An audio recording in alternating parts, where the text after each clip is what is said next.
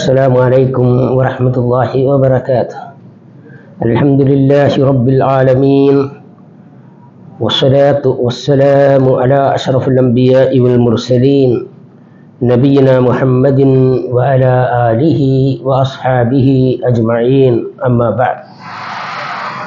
സ്നേഹനിധികളായ സഹോദരി സഹോദരന്മാരെ, സുഹൃത്തുക്കളെ, അല്ലാഹുവിൻ്റെ നിയമനിർദ്ദേശങ്ങൾ പരമാവധി ജീവിതത്തിൽ പ്രാവർത്തികമാക്കാൻ ഇസ്ലാം കൃത്യമായി പഠിക്കുകയും അത് ഉൾക്കൊള്ളുകയും ചെയ്യണം എന്ന് ആദ്യമായി ഉണർത്തുന്നു. നമ്മുടെ ഓരോ വിഷയങ്ങളിൽ ഓരോ ദിവസങ്ങളിലായി കഴിഞ്ഞ ദിവസങ്ങളിൽ പരാമർശിച്ചത് നമ്മുടെ ഇഖ്ലാസ്, നമ്മുടെ നിയ്യത്തുമായി ബന്ധപ്പെട്ട വിഷയമായിരുന്നു. ആ ഇഖ്ലാസ് എന്ന് പറയുന്നതിൻ്റെ, നിഷ്കളങ്കത എന്ന് പറയുന്നതിനെ നിയ്യത്ത് എന്നത് അതിനെ അനുവദിക്കപ്പെട്ട രീതിയിൽ രണ്ട് ഗ്രേഡുകളാക്കി നമുക്കതിനെ വേർതിരിക്കാവുന്നതാണ്. ഇഖ്ലാസ് എന്നത് അതിനെ ബാധിക്കാത്ത, അതിൻ്റെ ചെയ്യുന്ന കർമ്മങ്ങൾക്ക് പ്രതിഫലം നഷ്ടപ്പെടാത്ത രീതിയിൽ ഇഖ്ലാസിനെ നമുക്ക് രണ്ട് ഗ്രേഡുകളായി തരംതിരിക്കാം. ഒന്ന്, അള്ളാഹുവിൻ്റെ പ്രീതി ഉദ്ദേശിച്ചുകൊണ്ട് അള്ളാഹുവിൻ്റെ അടുക്കൽ അവൻ ഒരുക്കി വച്ചിരിക്കുന്ന മഹത്തായ പ്രതിഫലം ആഗ്രഹിച്ചുകൊണ്ട് അത് മാത്രം ലഭിക്കണമെന്ന ഉദ്ദേശത്തോടുകൂടി മറ്റൊരു ലക്ഷ്യങ്ങളും അതിൽ ഇല്ലാത്ത രീതിയിൽ കർമ്മങ്ങൾ അനുഷ്ഠിക്കുക എന്നതാണ് അതിൽ ഏറ്റവും മുൻപന്തിയിൽ നിൽക്കുന്ന ഒന്നാമത്തെ ഗ്രേഡ്. എന്നാൽ ഇഖ്ലാസിൻ്റെ തന്നെ രണ്ടാമത്തെ ഗ്രേഡ് എന്ന രീതിയിൽ നമ്മൾ തരംതിരിക്കുമ്പോൾ, നാം ഒരു പ്രവർത്തനം ചെയ്യുമ്പോൾ അതിലൂടെ അള്ളാഹുവിൻ്റെ വജ്ഹ് ഉദ്ദേശിക്കുക, പ്രതിഫലം ആഗ്രഹിക്കുക, അതോടൊപ്പം അതിനെ ബേസ് ചെയ്ത് ചില പൊതു മസ്ലഹത്തുകൾ അള്ളാഹു പരാമർശിച്ചിട്ടുണ്ടെങ്കിൽ അതുകൂടി നമ്മുടെ ആ നിയ്യത്തിൽ ഉൾക്കൊള്ളുന്നത് കൊണ്ട് വിരോധമില്ല. ഇത് രണ്ടാം കാറ്റഗറിയിട്ടായിട്ടാണ് പണ്ഡിതന്മാർ പരിഗണിക്കുന്നത്. ഒന്നുകൂടി നമുക്കത് വിശദീകരിക്കാം. ഞാൻ ഒന്നാമത്തെ രണ്ട് ഗ്രേഡുകളിൽ ഏറ്റവും പ്രധാനപ്പെട്ടതും ഏറ്റവും അധികം പ്രതിഫലാർഹമായത് യാതൊരു റബ്ബിൻ്റെ പ്രതിഫലമല്ലാതെ മറ്റൊന്നും തന്നെ ആഗ്രഹിക്കാതെ നന്മകൾ പ്രവർത്തിക്കുക എന്നതത്രേ. അതാണ് ഏറ്റവും ഉന്നതമായത്. അഥവാ നമ്മൾ നമസ്കാരം നിർവഹിക്കുന്നു എന്ന് വിചാരിക്കുക, അതല്ലെങ്കിൽ നോമ്പനുഷ്ഠിക്കുന്നു. ആ നോമ്പിലൂടെ നമുക്ക് ശാരീരികമായ ആരോഗ്യപരമായ എന്തെങ്കിലും നന്മകൾ ഉണ്ടായേക്കാം, കിട്ടണം എന്ന് വിചാരിച്ചുകൊണ്ട് നോമ്പെടുക്കുന്നത്. നമസ്കാരത്തിന് നമ്മൾ പള്ളിയിലേക്ക് പുറപ്പെടുന്നു, ആ നടത്തത്തിലൂടെ നമ്മുടെ ആരോഗ്യപരമായ ഒരു എക്സസൈസാണ് എന്ന വിചാരം, ഇതൊന്നും ഉണ്ടാകാൻ പാടില്ല. ഇങ്ങനെ അള്ളാഹു അനുവദിക്കാത്തതോ അള്ളാഹു പ്രത്യേകമായി പരാമർശിച്ചതോ അല്ലാത്ത മറ്റൊരു ലക്ഷ്യം നാം ചെയ്യുന്ന ഇബാദാത്തുകളിൽ ഉൾക്കൊള്ളുവാൻ പാടില്ല എന്നർത്ഥം. നേരെ മറിച്ച് അനുവദനീയമായി ഖുർആനും അതല്ലെങ്കിൽ ഹദീസുകളിലോ ഒരു കർമ്മം, ഒരു ഇബാദത്ത്, ഒരു ആരാധനപരമായ കാര്യങ്ങൾ പറയുകയോ പ്രവർത്തിക്കുകയോ ചെയ്യുമ്പോൾ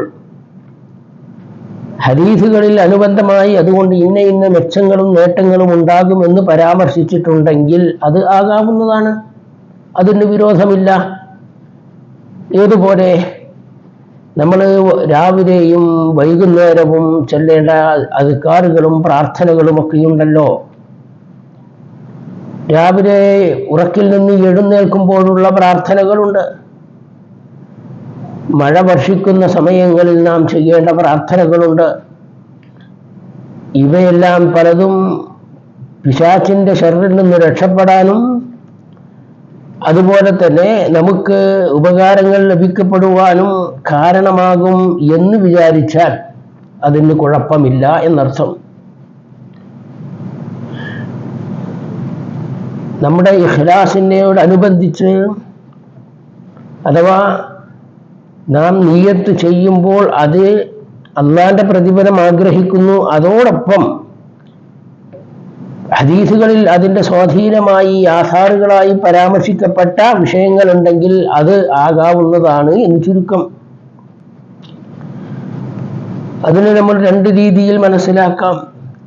ഒന്ന്, ചെയ്യുന്ന കർമ്മങ്ങൾ അള്ളാഹുവിൻ്റെ പ്രതിഫലം മാത്രം ആഗ്രഹിച്ചുകൊണ്ട് ചെയ്യുന്നു, റബ്ബിൻ്റെ അടുക്കൽ മഹത്തായ സ്ഥാനവും പ്രതിഫലവും ലഭിക്കണമെന്ന് ഉദ്ദേശിക്കുന്നു, നമ്മുടെ പാപങ്ങൾ പൊറുക്കപ്പെടണം എന്ന് നാം ആഗ്രഹിക്കുന്നു, സ്വർഗീയ ആരാമങ്ങളിൽ അള്ളാഹു ഒരുമിച്ച് ഒരുക്കി വച്ചിരിക്കുന്നത് ലഭിക്കണം എന്ന് നാം ഉദ്ദേശിക്കുന്നു എങ്കിൽ അത് നമ്മുടെ ഇഖ്ലാസിനെ ബാധിക്കുകയില്ല എന്ന് ചുരുക്കം. രണ്ടാമത്തേത്,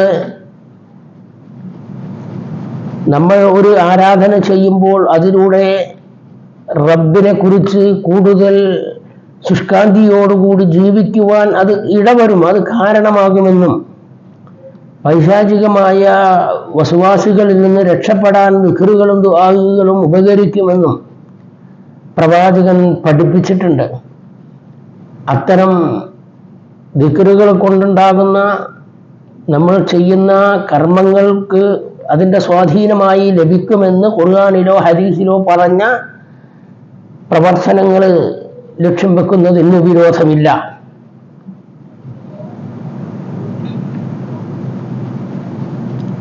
ചില അദ്കാറുകളെ സംബന്ധിച്ചിടത്തോളം അത് ഭൗതികമായി തന്നെ അതുകൊണ്ട് ചില സ്വാധീനങ്ങൾ ഉണ്ടായേക്കാം എന്ന് ഹദീസുകളിലൊക്കെ പരാമർശിച്ചിട്ടുണ്ടല്ലോ.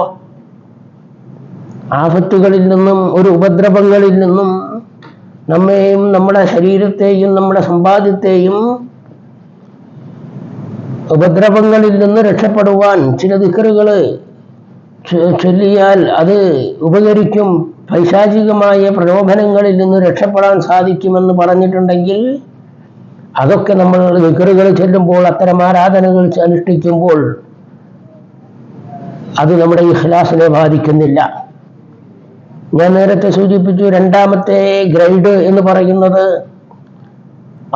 നമ്മൾ അല്ലാഹുവിൻ്റെ ആരാധനകൾ അനുഷ്ഠിക്കുന്നു. പക്ഷെ ആരാധനകൾ അനുഷ്ഠിക്കുന്നതോടൊപ്പം അതിൻ്റെ അതേ സമയത്ത് ലഭിക്കുന്ന ഭൗതികമായ മറ്റു നേട്ടങ്ങൾ ആകാവുന്നതാണെന്ന് ഖുർആൻ പറഞ്ഞിട്ടുണ്ടെങ്കിൽ അതിന് വിരോധമില്ല. ഒരു ഉദാഹരണം, ഹജ്ജുമായി ബന്ധപ്പെട്ട വിശുദ്ധ ഖുർആനിൽ കാണാം. നമ്മൾ ഹജ്ജ് ചെയ്യുന്നത് റബ്ബിൻ്റെ അടുക്കൽ നിന്ന് പ്രതിഫലം ലഭിക്കാനാണ്, പാപങ്ങളിൽ നിന്ന് പരിശുദ്ധി ലഭിക്കാനാണ്. ഹജ്ജുൻ മബ്റൂർ ലൈസ ലഹു ജസാഉൻ ഇല്ലൽ ജന്ന എന്ന് ഹദീസുകളിൽ കാണാം. പാപപരിശുദ്ധിയോടുകൂടി മബ്റൂറായ രീതിയിൽ ഹജ്ജ് ചെയ്താൽ അതിന് സ്വർഗമല്ലാതെ പ്രതിഫലമില്ല. ഇങ്ങനത്തെ ഹജ്ജ് കർമ്മവുമായി ബന്ധപ്പെട്ട പരിശുദ്ധ ഖുർആനിൽ കാണാം, ലൈസ അലൈക്കും ജുനാഹുൻ അൻ തബ്തഗൂ ഫദ്ലൻ മിർ റബ്ബിക്കും.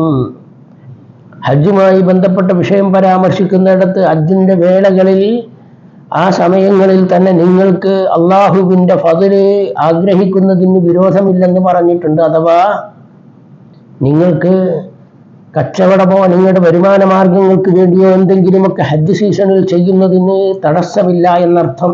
അതാണ് ഖുർആൻ സൂചിപ്പിച്ചത്.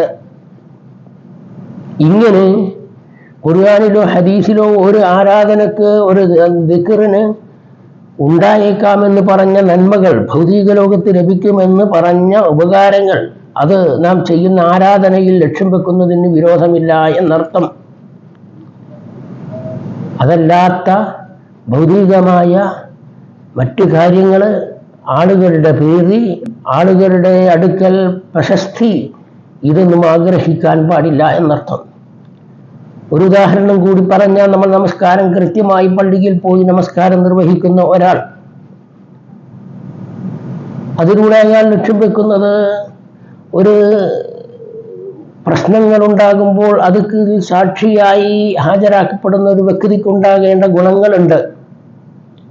അയാൾ നീതിമാനാണോ അല്ലയോ എന്ന് പരിഗണിക്കപ്പെടുന്ന ചില സ്വഭാവങ്ങളുണ്ട്.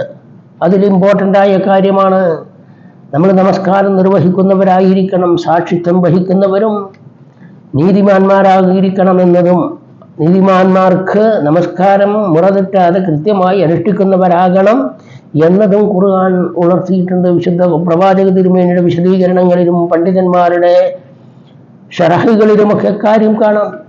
അപ്പോൾ ഇത് ഒരാൾ നമ്മുടെ നമസ്കാരം കൊണ്ട് നല്ല ഒരു ഉദ്ദേശം ഈ രീതിയിൽ വെക്കുന്നത് നമ്മുടെ ഇഖ്ലാസിനെ ബാധിക്കുന്നതല്ല എന്നർത്ഥം. അപ്പോൾ ഞാൻ സൂചിപ്പിച്ചതിൻ്റെ സംക്ഷിപ്തം ഇതാണ്.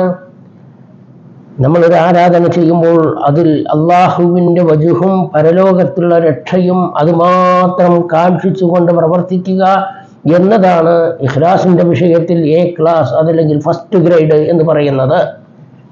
മറ്റൊന്ന് അനുവദിക്കപ്പെട്ടതാണ് നിയ്യത്തിൻ്റെ കൂട്ടത്തിൽ പ്രതിഫലത്തോടൊപ്പം തന്നെ അള്ളാഹുവോ റസൂലോ ഭൗതികമായി എന്തെങ്കിലും നേട്ടങ്ങൾ ഉണ്ട് എന്ന് പരാമർശിച്ചിട്ടുണ്ടെങ്കിൽ അത്തരം കാര്യങ്ങൾ നമുക്ക് ആഗ്രഹിക്കുന്നത് കൊണ്ട്, ഉദ്ദേശിക്കുന്നത് കൊണ്ട് നമ്മുടെ ഇഖ്ലാസിനെ അത് ബാധിക്കുകയില്ല എന്നതാണ് ചുരുക്കം. അള്ളാഹു കർമ്മങ്ങളെല്ലാം തന്നെ അവൻ്റെ വജുഹ് ഉദ്ദേശിച്ചുകൊണ്ട് ചെയ്യുന്ന സുഹൃതവാന്മാരിൽ ഉൾപ്പെടുത്തി നമ്മെ അനുഗ്രഹിക്കുമാറാകട്ടെ. നമ്മുടെ എല്ലാവരുടെയും മാതാപിതാക്കൾക്ക്, മരിച്ചുപോയവർക്ക് റഹ്മത്തും മഗ്ഫിറത്തും നൽകുമാറാകട്ടെ. ജീവിച്ചിരിക്കുന്ന ആളുകൾക്ക് അള്ളാഹു ആഫിയത്തും തൗഫീഖും നൽകുമാറാകട്ടെ. എല്ലാവർക്കും അള്ളാഹുവിൻ്റെ കാരുണ്യം വർഷിക്കുമാറാകട്ടെ. വസല്ലല്ലാഹു അലാ മുഹമ്മദിൻ വആലിഹി വസല്ലം. വസ്സലാമു അലൈക്കും വറഹ്മത്തുള്ളാഹി വബറകാതുഹു.